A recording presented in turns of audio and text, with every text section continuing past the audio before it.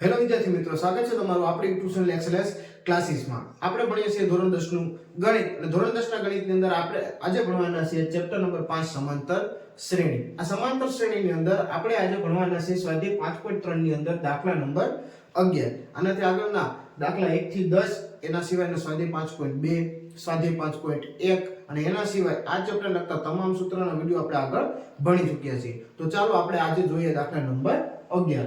તો સૌપ્રથમ રકમ સમજીએ અને ત્યારબાદ દાખલો ગણીએ. તો અહીં કીધું છે સમાંતર શ્રેણીના પ્રથમ n પદોનો સરવાળો. અહીં આપણે n પદોનો સરવાળો આપી દીધો છે. કેટલો હતો કે 4n - n સ્ક્વેર એટલે કે 4n - n નો વર્ગ હોય તો આપણે શું કરવાનું છે? તો તેનું પ્રથમ પદ કયું હશે?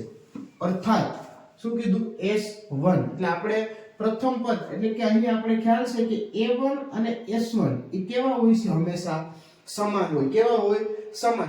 કેમ? તો કે કોઈ એક પદ લો અને એક પદનો ને એક પદનો સરવાળો લો તો એ પદ એ પોતે જ રહેવાનું, કેમ કે બીજું પદ હોતું નથી. તો અહીં આપણે આ બંને મેળવવાના છે જે બંનેની કિંમત સમાન હશે.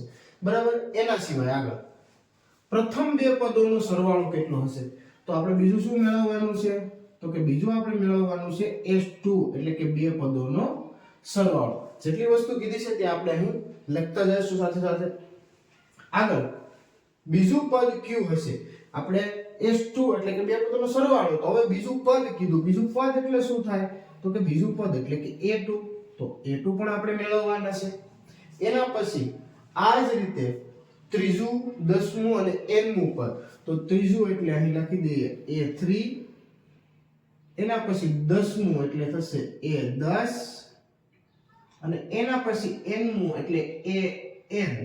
આ એટલી વસ્તુ આપણે અહીં મેળવવાની છે. કેટલી થશે? તો કહી કુલ 1 2 3 4 5 અને 6 વસ્તુ આપણે મેળવવાની છે. આ 6 વસ્તુ મેળવવા માટે આપણે જે અહીં છે એના કરતાં પણ વધારે વસ્તુઓની જરૂર પડશે. તો સૌપ્રથમ અહીં a1 s1 તો એ બંને આપણે કઈ રીતે મળશે? તો અહીં જો તમને n પદોનો સરવાળો એટલે કે અહીં તમને શું આપી દીધું છે? તો કે અહીં sn બરાબર આવું આપી દીધું છે. sn એટલે કે n પદોનો સરવાળો એટલે sn કહીએ આપણે. શું આપી દીધું છે? તો કે 4n - n નો વર્ગ. બરાબર. આ આપી દીધું છે. તો અહીં 1 મૂકી દઈએ એટલે આપણે s1 મળી જાય. તો જે s1 ની કિંમત હશે s શું હશે? તો કે a1 ની કિંમત હશે એ મળી જાય.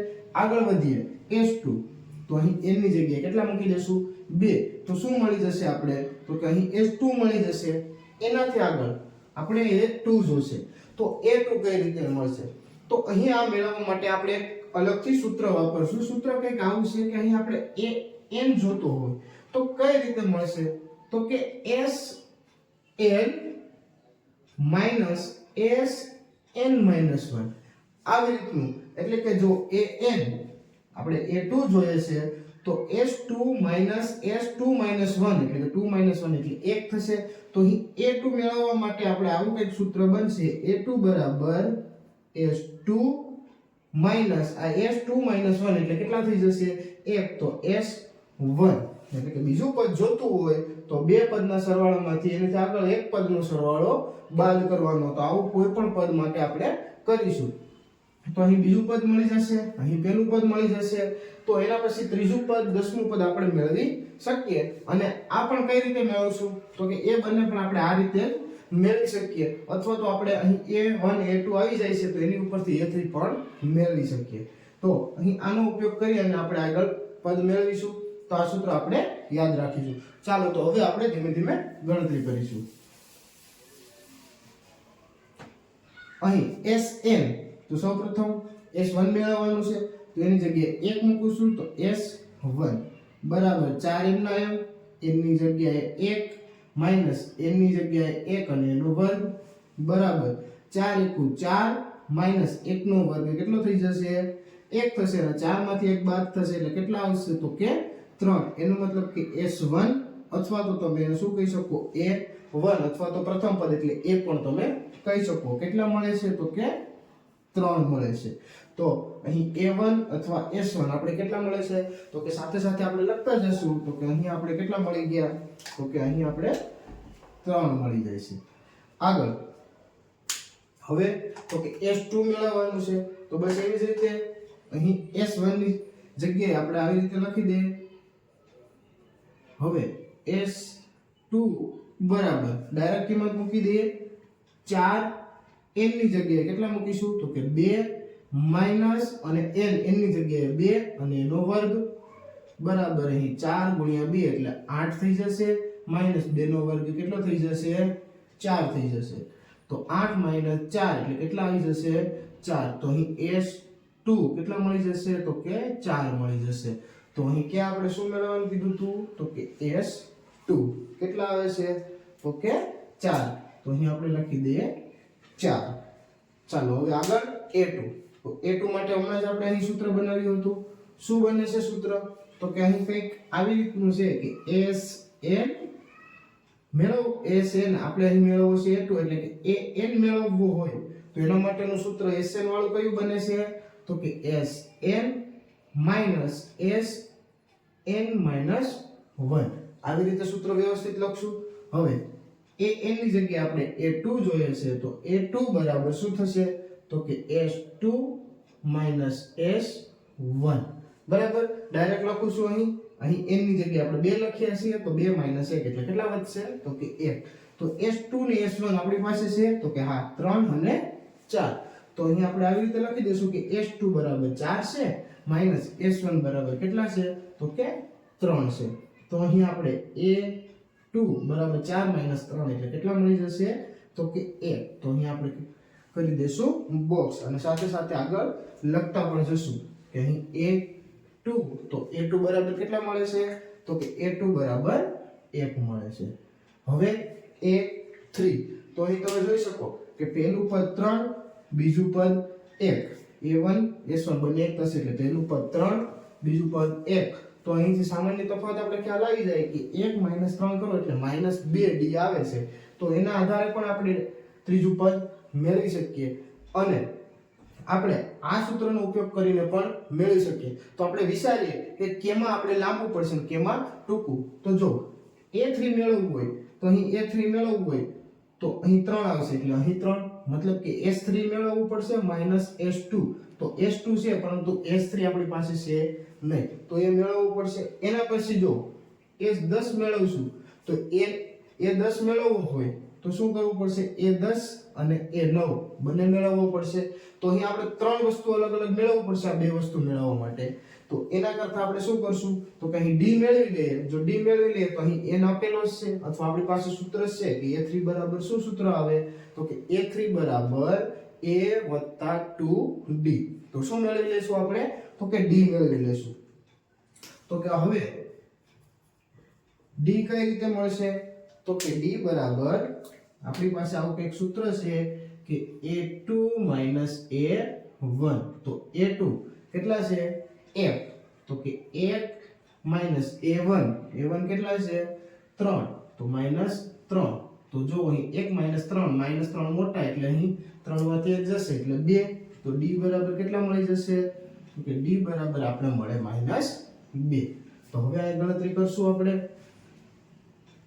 તો કે A3 ની તો A3 બરાબર આવું લખી શકાય કે A3 બરાબર શું તો કે A3 આવે ત્યારે A વત્તા અહીં 3 હોય તો અહીં 2 ગુણ્યા શું કરવાનું D કરવાનું. આ સૂત્ર તમને યાદ હશે.